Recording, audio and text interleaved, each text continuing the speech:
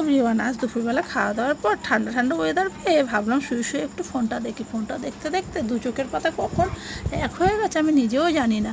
আসলে কি জানো তো, এই টানা গরমে দুপুরবেলা তো ঘুমাতেই পারতাম না, রাতেও ঠিক করে ঘুম হতো না।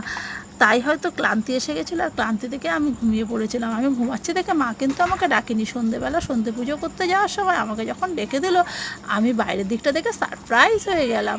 দেখলাম চারিদিকে মেঘ আর মেঘ, কালো হয়ে গেছে।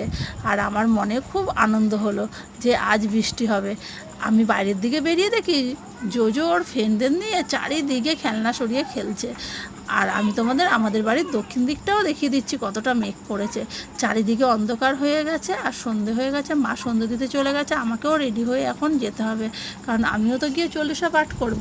তোমরা আমার এই ভিডিওটা দেখো, লাইক কমেন্ট করতে কিন্তু একদম ভুলো না, আর আমার চ্যানেলটাকে প্লিজ সাবস্ক্রাইব করো। Bye bye.